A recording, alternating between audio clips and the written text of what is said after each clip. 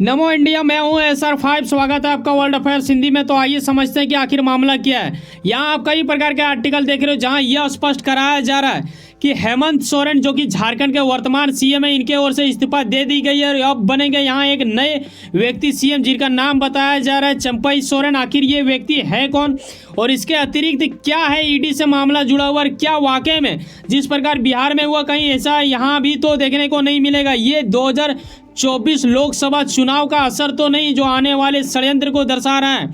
तो आओ step by step समझते हैं कि आखिर मामला कहां से क्या जुड़ा हुआ है। यकीनन जब मैं बात करता हूं बिहार का तो बीते कुछ ही दिन पहले आपने देखा होगा जब नीतीश कुमार ने काफ़ी हलचल मचा दिया था, जबकि ये इंडिया गठबंधन के काफ़ी खास व्यक्ति माने जाते थे। यहाँ इस आर्टिकल के माध्यम से आप देख सकते हो जिसे मैंने अपने दूसरे चैनल में बताया भी था। अगर आप उसे जानते हो देखते हो तो आपको पता होगा।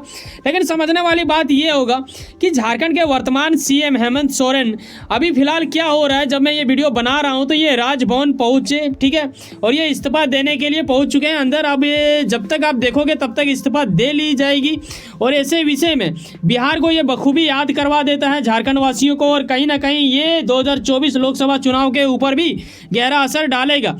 तो इनके इस्तीफा के बाद आखिर दूसरे व्यक्ति को क्यों चुनने की बात की जा रही है, आखिर क्या इसके पीछे कोई षड्यंत्र है, ये चीज़ हम बारीकी से समझें। उससे पहले जो खास मुद्दा ये क्यों हो रहा है, क्यों इन्हें मजबूरन करनी पड़ रही है, ये जानने वाली बात होगा। देखो ईडी एक ऐसा चीज़ है ना बेटा जिससे ना दूर दूर भागते हैं ज़्यादातर नेता।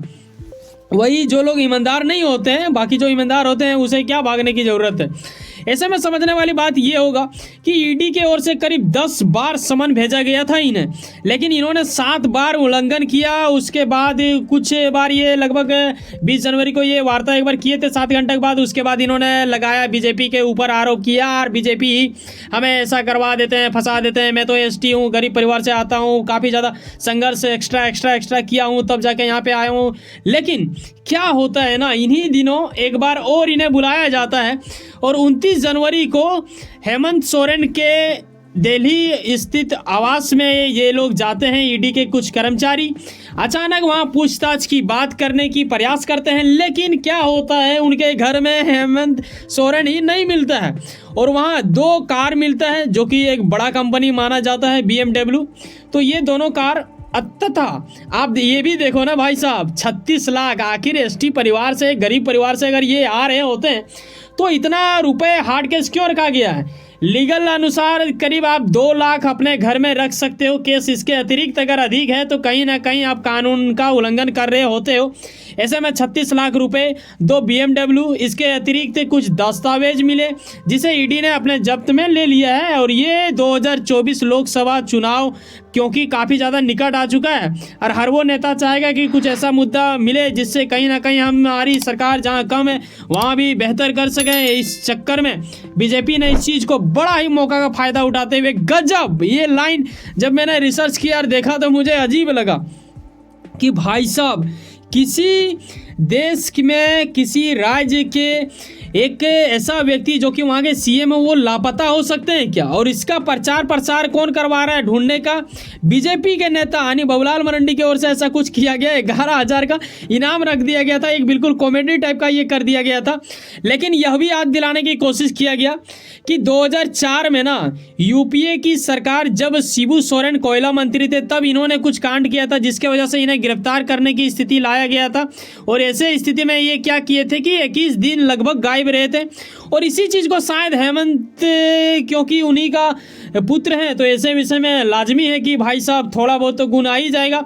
हालांकि मैं ये चीज़ का क्लेम नहीं करता है, लेकिन 41 घंटा से अधिक ये गायब रहे तभी जाके बीजेपी ने ऐसा कुछ पोस्टर लगा दिया लापता का। कुछ हुलिया भी बता दिया था कि व्हाइट कलर का ड्रेस पहने, ऐसा शर्ट, ब्लैक जैकेट वगैरह क्या क्या जो भी आप पीछे वो आप देख सकते हो। ये आप शिबू सोरेन के साथ इनका तस्वीर देखते हो तो दोनों एक बार लापता हो चुके हैं। आगे ये समझने वाली बात होगा कि आखिर वर्तमान में इनकी सत्ता कैसी है। क्या जिस तरह नीतीश कुमार के ओर से किया गया बिहार में जिससे इंडिया गठबंधन को झटका लगा, कहीं ऐसे तो नहीं कि यहाँ भी इंडिया गठबंधन को झटका लगेगा जिसमें बीजेपी का काफ़ी हद तक फायदा हो जाएगा। ये जानने वाली बात है। देखो वर्तमान में अगर देखें ना इनके सीटों को विधानसभा का, तो करीब 81 यहाँ पे देखने को मिलता है। लेकिन एक और एक्स्ट्रा रहता है। लेकिन समझने वाली बात ये होगा कि भाई साहब ये आते हैं जेएमएम से, ठीक है, झारखंड मुक्ति मोर्चा, जो कि झारखंड की पार्टी है। इसे शिबू सोरेन की ओर से शायद बनाया गया था। और यहाँ आप देख सकते हो कि इनकी जो सरकार बनी है वो दरअसल गठबंधन सरकार है, जिसमें जेएमएम का 29 सीट है शामिल, फिर कांग्रेस का आप देखते हो, फिर माले है, फिर यहाँ पे आरजेडी का भी एक है। तो ये कहीं ना कहीं महसूस करवाती है कि विपक्ष दल के पास कम है, बीजेपी के पास मात्र 25 से 26 सीटें ही थी, वही वजह से, और बाकी कुछ जुड़ के एनडीए का टोटल 32 हो जाता है। तो ये लोग विपक्ष का एक अच्छा खासा रोल निभा रहे हैं। लेकिन ईडी का चपेट में आके ऐसा कुछ संभावना लग रहा था कि अगर इन्हें ईडी गिरफ्तार करती है तो इन्होंने पूरा तरह से आरजेडी के दिग्गज नेता, जिस तरह बिहार में लालू यादव ने वर्षों पहले ऐसा कुछ किया था, अपनी वाइफ को बना दिया था सीएम, ऐसा ही प्लान में ये भी थे। लेकिन इनके ही कुछ अपने लोग जो इनके टीम से आते हैं यानी जेएमएम पार्टी से, उसके अधिकांश से नेताओं को ये पसंद नहीं आया। अरे एक चीज़ बात समझने वाली होगा ना, इनकी वाइफ का नाम है कल्पना सोरेन, जो कि ना ही सत्ता में ना ही एमएलए है, लोग मतलब कुछ अलग चीज़ करती है। तो ऐसे में उन्हें आप कैसे सत्ता में लाओगे, ये एक बड़ा सवाल बन जा रहा था।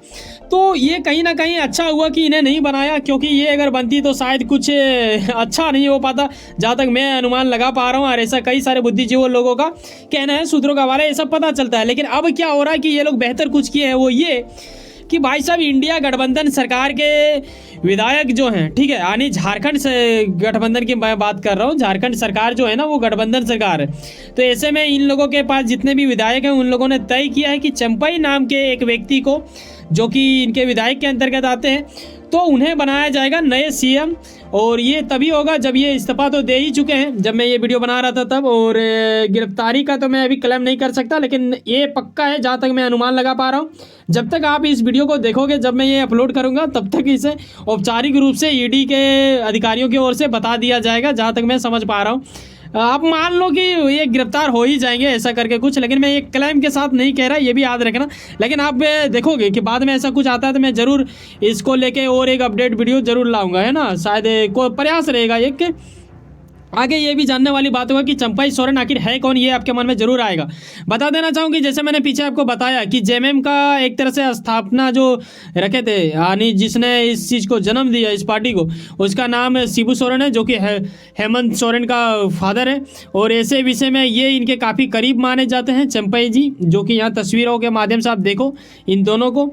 तो ये कि भी एक बात खास हो जाता है, शायद इसीलिए इन्हें बनाया गया होगा, क्योंकि ये लोग आरजेडी का जैसा ही है। हालांकि आरजेडी ने जब ऐसा कुछ किया था और तब ऐसा कुछ अलग बात था, लेकिन इनका कुछ हद तक आप देखो ना फैमिली मैन बढ़ते जा रहा था। ऐसा ही कुछ यहाँ पे देखने को मिलता है कि जो ऐसा कि कई सारे बुद्धिजीवी लोग सूत्रों के हवाले कहते हैं।